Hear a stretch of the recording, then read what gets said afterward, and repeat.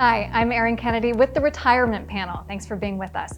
Here we seek to educate retirees and pre-retirees to help them develop a comprehensive plan to make sure that they have a happy and successful retirement. I have a really special guest with us today, Rayna Reyes. Rayna, how are you? Great, Erin. How are you doing? I'm good. I'm very excited to talk to you. We know you work with American Federal Benefits Consultants. We have a lot to get to, but let's start at the tippy top first. So what are the key areas that pre-retirees and retirees should consider when they are building out that successful retirement plan? Well, God, it's a great question, Erin. I mean, it's never too soon to start prepping for retirement. You know, it's crazy. Some people plan longer for their kid's wedding that lasts one day than they do for their whole retirement. It's supposed to last their whole lifetime, right? Right. We don't want that to happen. We want to get started. It's never too soon. There's a lot of things you can do in the early stages of your career to prep for the long term.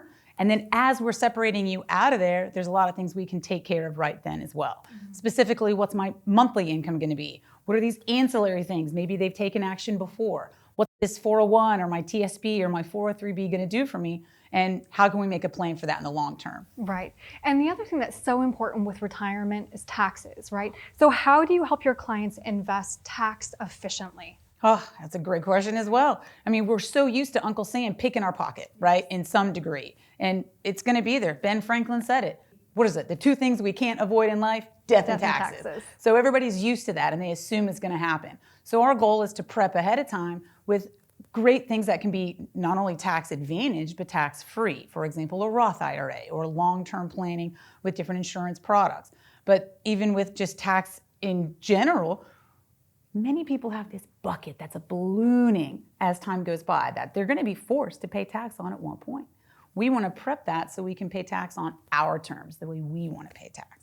Right, because I think that as we, go through our career, we're always thinking about accumulating, right? Growing that nest egg, but nobody really thinks about what happens afterwards. Exactly, and a lot of people are retiring right in that age, 60, 65-ish, right? And then only a couple years down the road, not too far, age 72, Uncle Sam's going to call in that debt and say, hey, you got to start paying tax on that. So it's inevitable, but we can make plans for how we want to manage that. Right. So let's talk about some advisory fees. How can investors check to clearly understand how much they're paying in those advisory or internal portfolio fees? And are there any ways to reduce those fees? Oh, for sure. A lot of people have plans that they didn't know they had fees in at all, and then they realize, like, what the heck has this been doing? 401ks, even the government TSP, they have fees. Sometimes they're small, but you also get what you pay for. And so you want to look and see what you currently have so you can make a plan there. Diversification is the biggest word in planning. So you can sort of peel some off to some other products that may have no fees, and things like that as a start. But, just like any 12-step program, you got to first see that you have a problem and see what that is, and then go from there. That's great advice. Now, you work with all of your clients in developing a retirement income plan. So how can our viewers calculate and improve any retirement income gap? Well, that's just it. And as you mentioned, I work a lot with federal employees especially, and they're already gifted, or they've earned it, of course, this pension, right, which is kind of a passé word now. Not many people in the private sector have a pension. But then they also have a 401k, or my government employees would have a TSP. And there's a lot of options that you can do with that, but many people look at it as just a bucket, this bucket of dollars. And how can we turn on a spigot from it? So there's a lot of things we want to plan for the now, and then the soon at or after retirement, and then, of course, for that forever plan. Now, you hit on one of these earlier, but I want to just lay it out. The two financial products that are truly tax-free, and how do we invest in those? You mentioned the Roth. I did. I got a little preemptory there. So no, it's important. It's true. It's true. And maybe I mentioned it because I'm a huge believer in that buzzword, the Roth IRA. I mean, we should know if it was created by a senator, it's got to be something good, right? But it's true. You can go ahead and handle these taxes on a small scale on a time period, which is great because when you have a lot of time, you don't need that much money. But of course, when we don't have so much time, ideally we've got more money. So the Roth IRA is really the first place many people can get started with a very small continuous investment. They don't have to leverage huge amounts of dollars. They can get started on a small scale. The second method that is commonly underutilized is the life insurance aspect. Many people hear life insurance and they think death benefit, but they forget what it can do for them while they're living. Not only with living benefits, but also with a cash distribution method that is tax-free. There's a tax code that excludes life insurance proceeds on a cash basis from being taxed. And that's a huge factor, especially when it can be so heavily leveraged by contributing such a small portion and then getting such a great benefit. Right, well said. So is it possible to generate tax advantaged or even tax-free income during retirement with the proper planning? And when should pre-retirees start thinking about developing that plan? Oh boy, it's, like I said, it's never too soon to get started, but if you haven't started, the time is now. Many people would say this time is yesterday, but now is fine as well to get kicked off, because even if you're doing nothing and you're ready to retire tomorrow, there is something we can get you started on, right? There's always something is better than nothing. And there's a lot of times we can take maybe what somebody poorly planned, and all we have to do is bring it up a notch. Maybe it wasn't so bad. So a lot of people think they haven't taken the proper action, and they're probably right, but we can always take steps to fix that. So now is the time to get started, whether you're working or ready to retire tomorrow.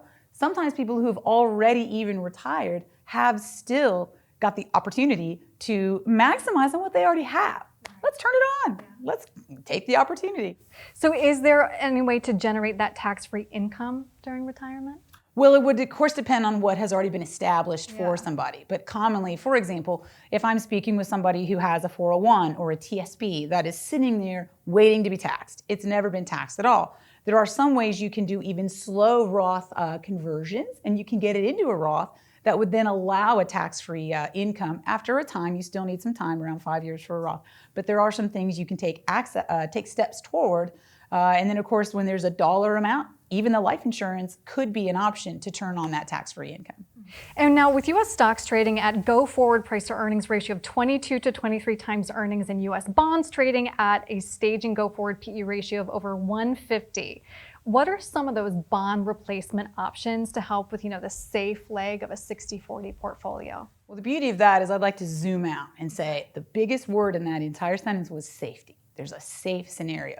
A lot of our retirees play bridge. And in bridge, there's a bid called a preemptive bid. And it's exactly what it sounds like. I know you're going to bid something good, so I'm going to preempt it so you can't. Meaning, we want to take action before the market does whatever it's going to do. I'm not Nostradamus, but I know what the market's going to do. It's going to go up and it's going to go down. So in retirement, if my client is sipping a soda on the beach and the waiter comes up to her and says, hey, the market crashed, we have another depression, she's going to keep sipping her soda because she knows that what we talked about is 100% safe. That's awesome. That is great. Now, I want to just hit on this a little bit more because you've touched on it. You are passionate about helping federal employees. How do they plan or execute a successful retirement plan differently from others?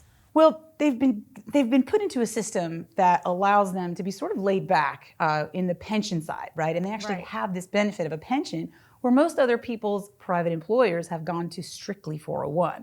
And so this is a whole leg of retirement people used to lean on that doesn't exist. So their leg may fall over. Federal employees, they still have a pension, and then they still have a Social Security aspect, and then they have this third leg of the TSP, or which is the government's 401k. So they actually have all these different aspects to consider when they're retiring. So you always want to first see what that monthly just income is going to be automatically. And then they have this TSP option, which is such a wide array of freedom for them. They have this total carte blanche of what they can do with it. For example, there's 5 primary funds in there, but they're extremes on either end. They've got a very safe scenario with very limited growth. And then they have these other extremes where it could be very high growth, but it's very high risk as well. Sometimes we want to mitigate those with something that could be both at the same time. It's nice that you specialize, though, in helping them figure out what's best for them. We love it. We love it. The goal is to retire and to stay retired. It's great. Rayna, thank you. Thank you, Erin.